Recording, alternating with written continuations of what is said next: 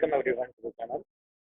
Today our topic is airplane engines from the subject Fundamentals of Aeronautics and Astronautics, and I am Manikandan, working as Assistant Professor in Bharat Institute of Science and Technology, Bharat Institute of Higher Education Research, Chennai. As I mentioned, today our topic is all about aircraft engines, and we do have prominently two types of engines used in aircraft. One is aircraft piston engine, or we can say recruiting engine, and another one is gas turbine. Now, aircraft piston engine is actually referred as a recruiting engine. Sometimes we call that recip. It's an internal combustion engine, of course, that uses more than one reciprocating engine, like piston, to convert pressure into a rotary motion. Now, previously, in automobiles, we used single cylinder piston engine. Now, when it comes to aircraft, we can't use the same single cylinder because the capacity of the airplane is higher and the power required is also higher. So, it is mandatory to have high power engine. So, we have to combine two or more cylinders to get a high power piston engine. Now, the aircraft piston engine operates on the same principle which is found in almost all the automobiles. However, here we use some modifications because we all know aircraft is bigger, so we have to use special considerations such as dual ignition systems for improved safety and redundancy, and of course, you need to have air cooling rather than coolant because it obviously will reduce the weight in a huge amount. Of course, as I said, we have to use dual injection ignition because here in aircraft we can't afford to take risk. Anything happens in air will lead to disaster. So it is mandatory to have a safety precaution. That's why we must go for a dual ignition system, right? Now, turbochargers and less commonly superchargers can also be added to improve the performance. Now, what is turbochargers and superchargers? Turbochargers actually increases the compression. So it gives a highly compressed air into the chamber so that we will be having a high level of combustion. Now, this high level of combustion results in high level of power generation. This high level power generation obviously is required for high thrust, and that we can have a increase. Now, that's what in most of the cases today we are using in piston engines. We do use turbochargers. Now, aircraft piston engines are mostly fueled with air gas, such as aviation gasoline, but still we use diesel fueled engines, and in lighter aircraft normally we use diesel fueled engines. But generally, when it comes to our piston powered aircraft, we use air gas only. Now, this air gas have many different types. In commercial use, it is not available in only one variety. We do have many varieties that is based on the LL, lead level. So how much lead? We can say octane level, right? So 100 LL, 120, 150, 180. So this octane numbers, when it increases, for example, average 180 L, once is 120 LL, 160 LL means that octane number. That octane number actually reduces the detonation. So it actually reduces the detonation, right? Now, what are the basic parts of the piston engine? First, the basic components and their function. The first basic component is piston, which is actually a very important component which produces the punch required. Now, that is the primary part. The movement of piston converted into rotary motion. So, the whole impact will be on piston.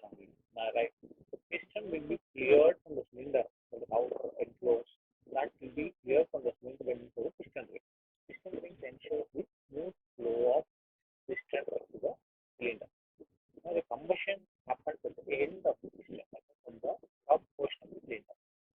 Of course, you do have connecting rod between the piston to the crank. So, crankshaft is the extreme part of the piston engine, which converts the reciprocating up and down motion into a rotary motion. That is what you require to run the propeller, which is connected in the with the shaft of the piston. Once the propeller rotates, automatically it will push the air backwards.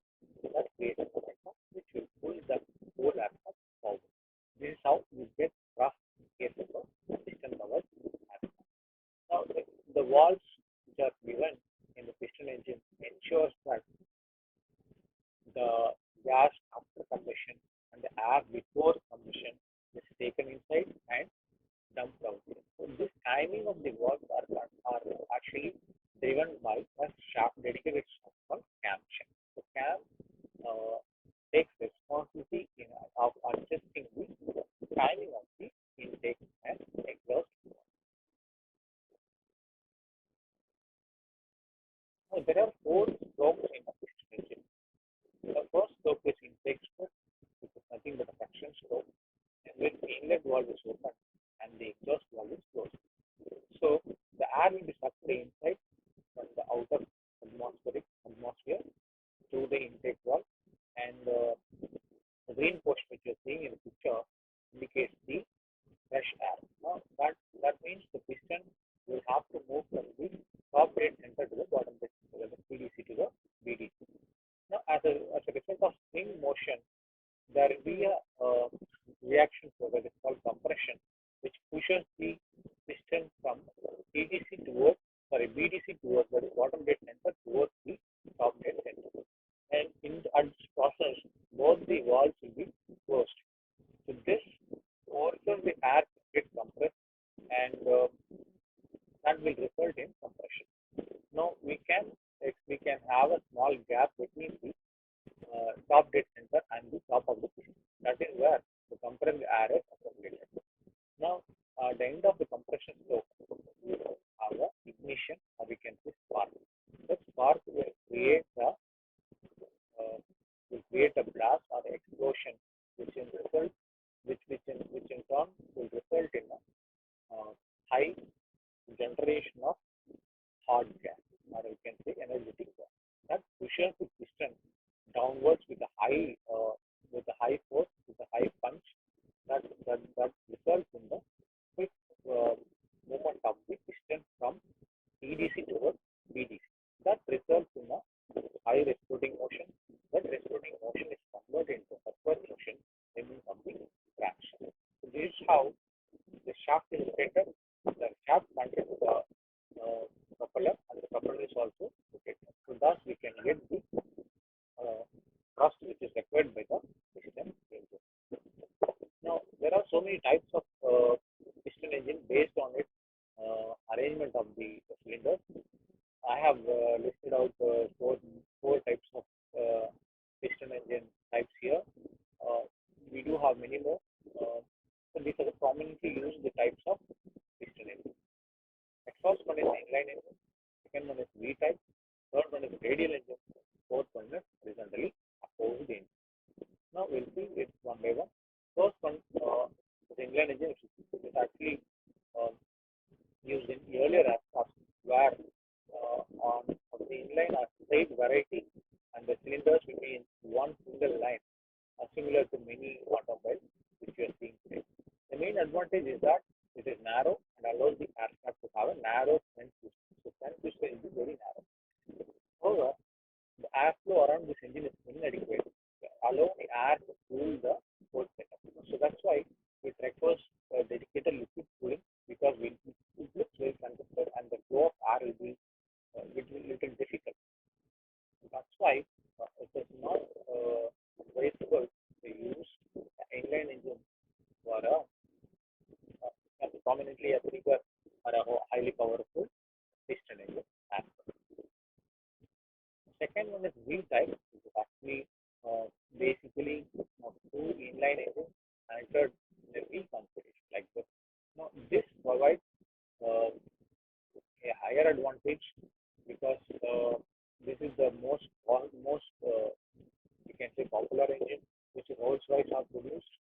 We do have a common crankshaft that is used for even supermarine, Spitfire and Aero Lancaster, which they use for V-type, very popular in very famous types of engine. This V-type engine is very popular.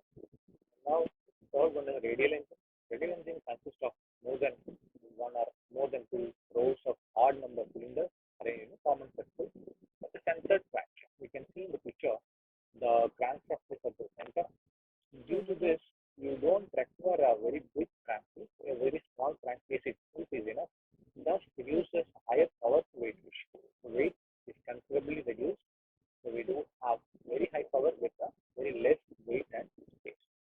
Now, this cylinder arrangement also allows for good cooling airflow and a very smooth operation.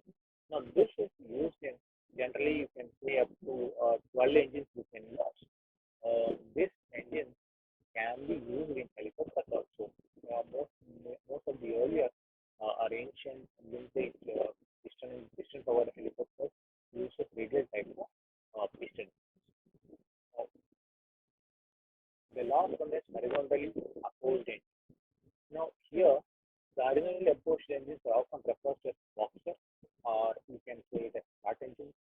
They do have two banks of cylinders uh, connected on the two opposite sides. This design is simple, reliable, easy to maintain. Easily you can take out the components, easily you can maintain it. That's the most important thing is for aircraft. You can make very complex engines, but at the time of maintenance, it takes a lot of effort and technicality involved to maintain. We can say in technical terms it is called dismantling. So dismantling is not so easy if it is a very congested engine. But in case of horizontally opposed engine, very simple and it's very easy. Now we'll go to the next topic that is gas turbine.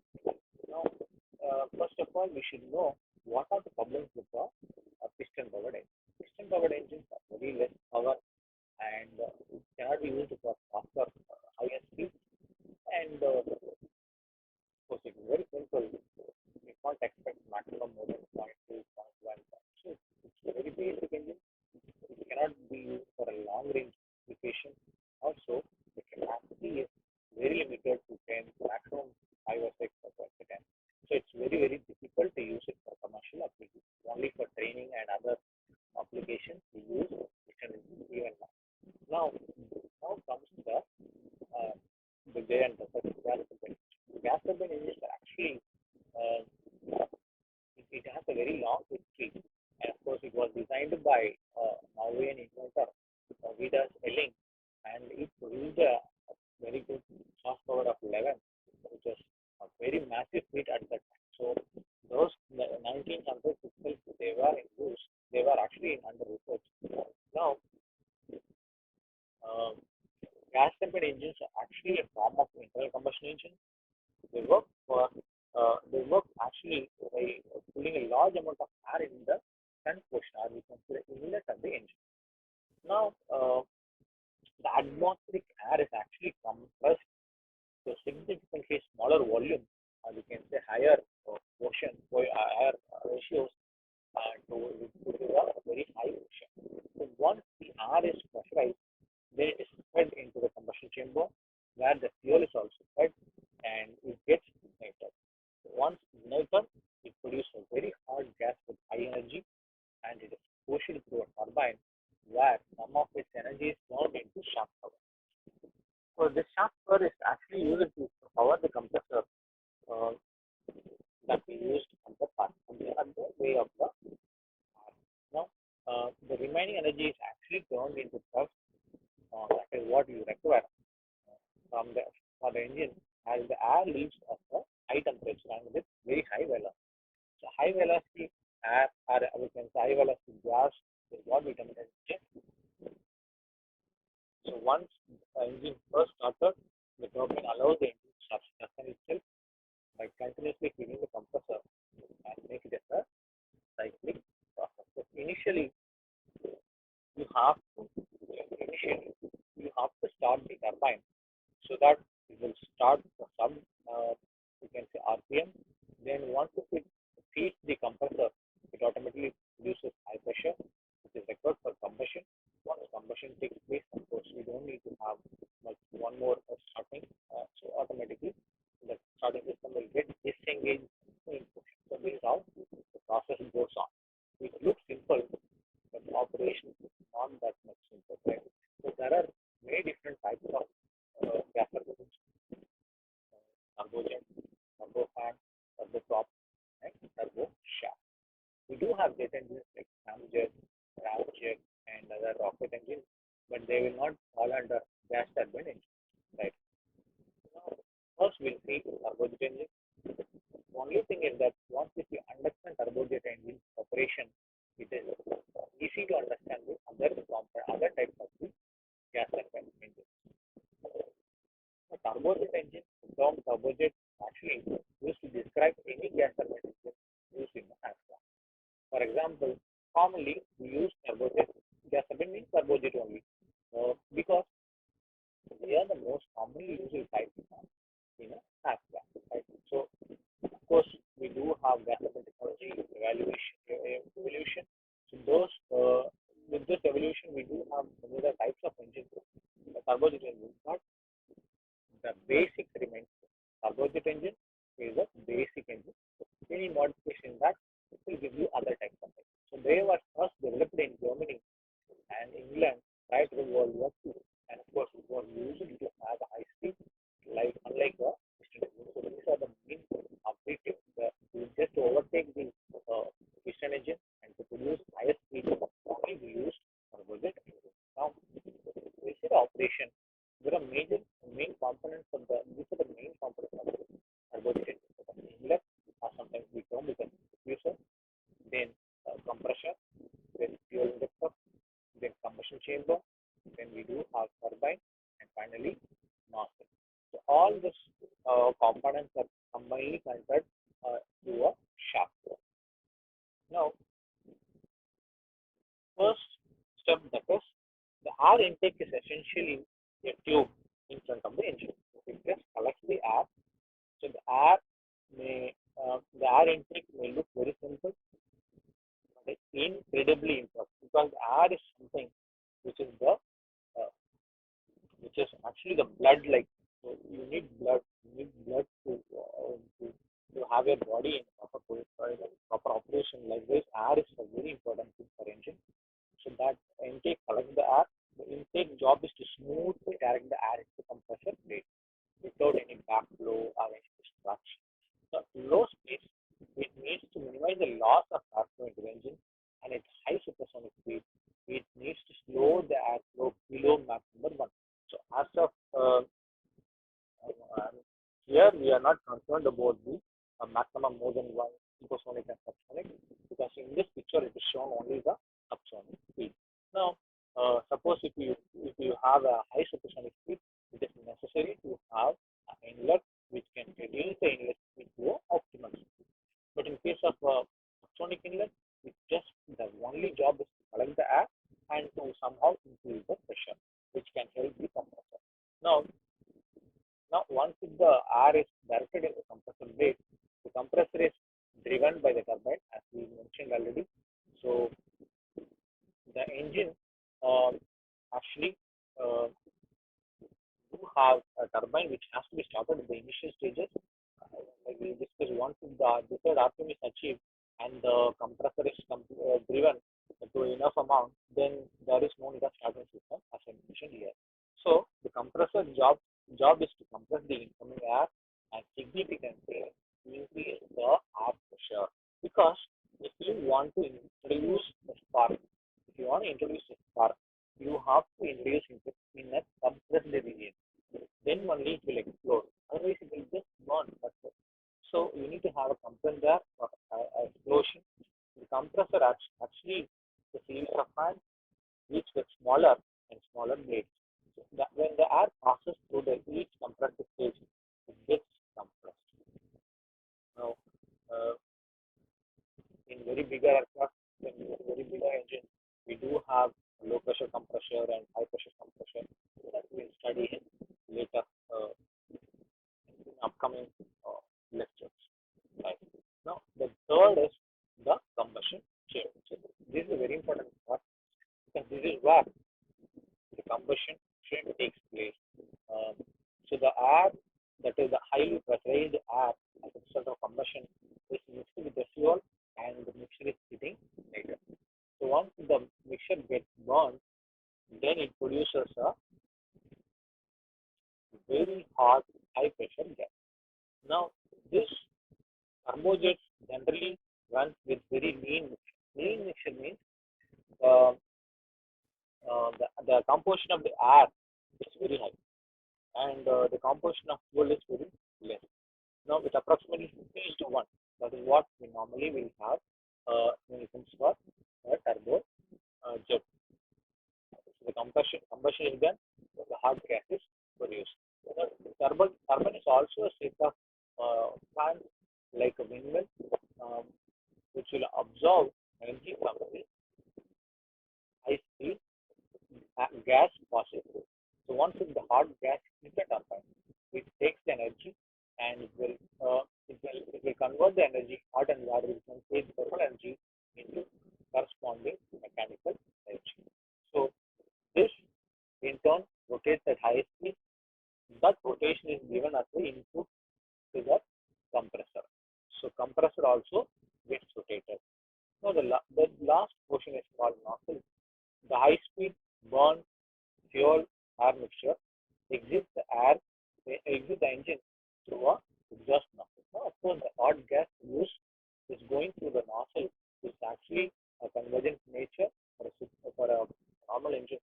The high speed exit jet exits the rear of the engine produces a reactive force from the atmosphere that is what it is, thrust, and that pushes the airplane forward. Of course, that creates a reaction. So the thrust produced by the jet engine is actually a result of a reactive force reaction. So the more speed it goes out, the more speed will go forward. This is actually a reactive force produced as a result of the external or atmospheric pressure. Now, what are advantages in this one vehicle? The first major advantage is that it's relatively simple design and is capable of producing very high speed. Of course, it takes a very little space. It's very compact in nature compared to the other three types.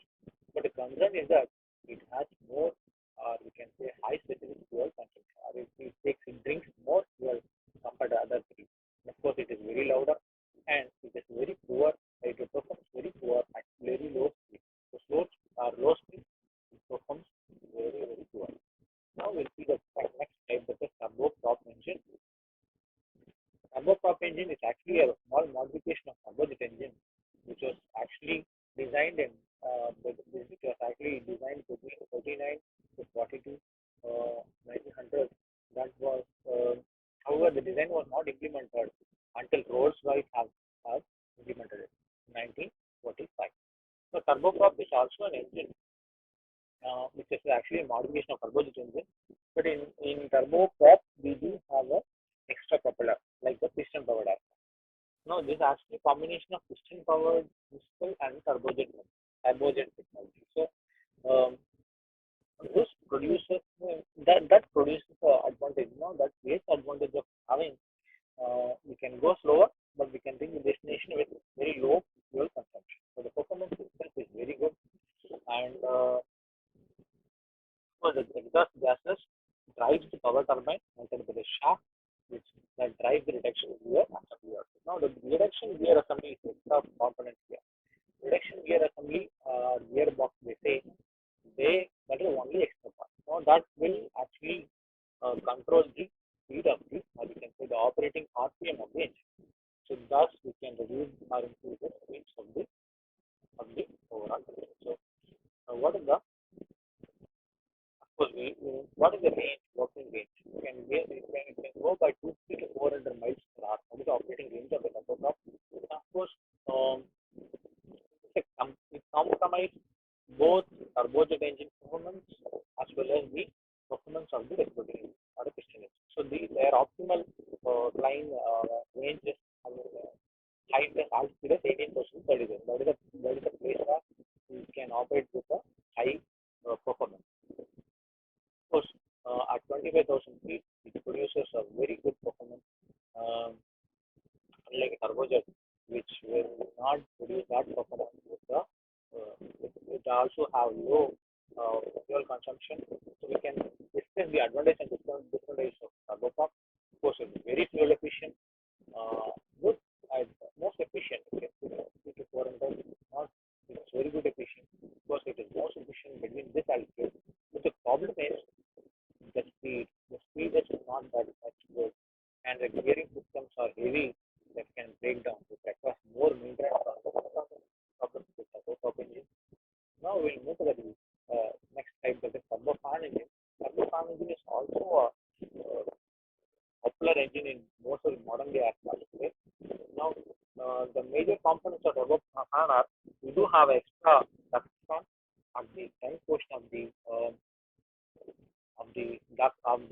engine. Now, the main reason why we go for turbofans are they combine some of the best features of both turbojet as well as turboprop. Because they produce additional thrust by diverting a secondary airflow over the compressor chamber. It's almost like a hot water. You heat the water to a high level, and then you add some cold water. It looks hot also. So that is what in the methodology used. We do have uh, the primary core, it produces very hot gas, and we have a diverted flow which will be mixing at the later portion of the engine. That also will produce hot gas. So that produces extra thrust without even getting combusted.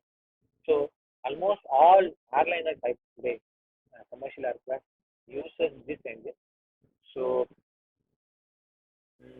it have developed, of course, it is developed by the large defense, and it almost produces 80% of the thrust from the engine. So um, we do have a combination. We do have a combination of fans and the core. Most of the commercial aircraft you take today, passenger aircraft, cargo aircraft, most of them uses turbofan engine because they have a very good performance. Even though they can go at cruise at say 0.6, 0.5, 0.7 lakh number, still it can generate a very high level of high power, high level performance without compromising the fuel consumption. Now, these engines have uh, were very quiet up because it don't have much noise, because we do have a bypass of air over the core that obviously reduces the overall noise, and do have a very good fuel consumption.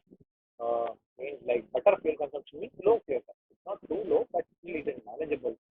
So you do have one shaft. Sometimes you do have two shafts. We can say the multi-spool engine, whereas one shaft is connected to the standard between low pressure compressor and low pressure turbine, and also the fan.